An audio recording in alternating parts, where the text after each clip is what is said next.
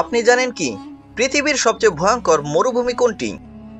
আজ আমি আপনাদের এমন একটা জায়গায় নিয়ে যাব যেখানে তাপমাত্রা 50 ডিগ্রি সেলসিয়াস ছাড়িয়ে যায়, যেখানে দিনের বেলা বালির ঢেউ খেলে আর রাতে আকাশের তারা যেন হাতের মুঠোয় ধরা দেয়। হ্যাঁ, ঠিক ধরেছেন, আমরা কথা বলছি কালাহারি মরুভূমি নিয়ে। কালাহারি নামটা শুনলেই কেমন যেন অদ্ভুত লাগে, তাই না? বিশ্বের অন্যতম বৃহত্তম এই মরুভূমি শুধু বালি আর শুষ্কতা নয়, এর গভীরে লুকিয়ে আছে হাজার হাজার রহস্য আর বিস্ময়।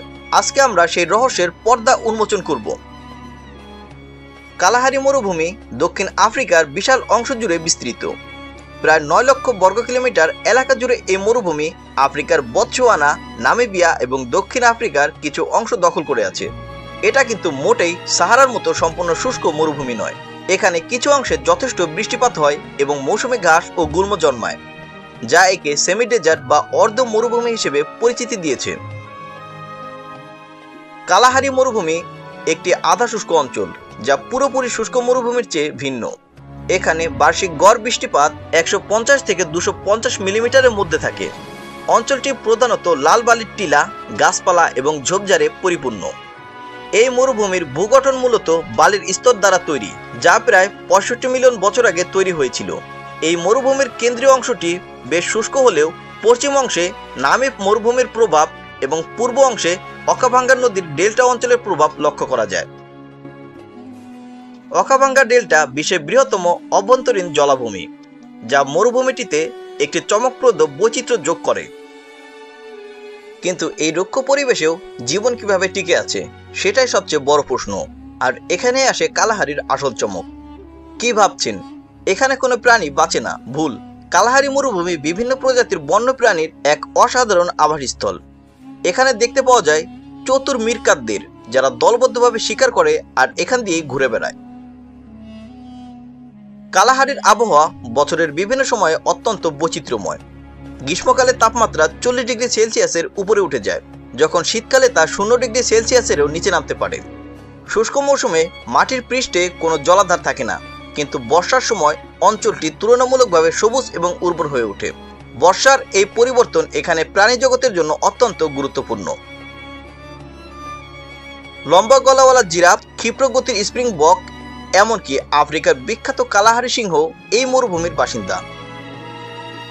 শুষ্ক নদীর ধার ধরে এরা শিকারের সন্ধানে ঘুরে বেড়ায়। এই প্রাণীরা কিভাবে এই কঠিন পরিবেশে নিজেদের মানিয়ে নিয়েছে তা সত্যি গবেষণার বিষয়। কিন্তু কালাহারির রহস্য শুধু প্রাণী জগতেই সীমাবদ্ধ নয়। এই মরুভূমি হাজার হাজার বছর ধরে বুশম্যান বা সান জনগোষ্ঠীর আবাসস্থল। এই আদিবাসী জনগোষ্ঠী কালাহারির প্রতিটি কোণা চিনে। তারা জানে কিভাবে শুষ্ক বালি থেকে পানি বের করতে হয়, কিভাবে শিকার ধরতে হয় আর কিভাবে এই প্রতিকূল পরিবেশে টিকে থাকতে হয়। তাদের জীবনযাত্রা, তাদের সংস্কৃতি, তাদের পূর্বপুরুষদের আঁকা পাথরের চিত্রকর্ম, এই সব কিছুই কালাহারির এক অমূল্য সম্পদ। মরুভূমিটি পর্যটকদের জন্য এক অপূর্ব গন্তব্য। Okavango Delta, Central Kalahari Game Reserve এবং কেগলাগাদি ট্রান্সপোর্টিয়াল পার্ক এখানের প্রধান পর্যটন কেন্দ্র। পর্যটকরা এখানে সাফারি, ফটোগ্রাফি এবং বুশম্যানদের জীবনধারা পর্যবেক্ষণ করার সুযোগ পায়। অঞ্চলটির অর্থনীতির বড় অংশ পর্যটন থেকে আসে। এছাড়া খনিজ সম্পদ, বিশেষ করে হীরা এবং তামা, মরুভূমিটির আর্থিক গুরুত্ব বৃদ্ধি করে।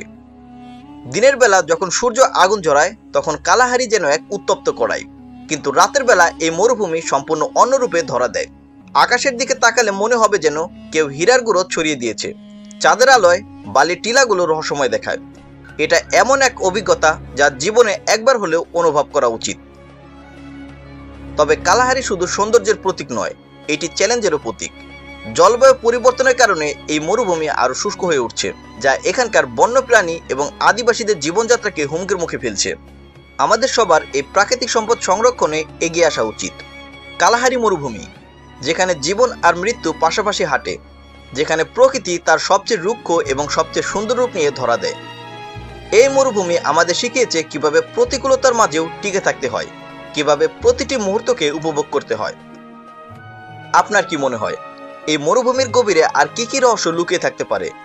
আপনার মতামত অবশ্যই কমেন্ট বক্সে জানান। যদি ভিডিওটি ভালো লেগে থাকে তাহলে লাইক করুন, বন্ধুদের সাথে শেয়ার করুন এবং আমাদের চ্যানেলটি সাবস্ক্রাইব করতে ভুলবেন না। আমরা আসবো এমন আরও নতুন কোনো রহস্য নিয়ে।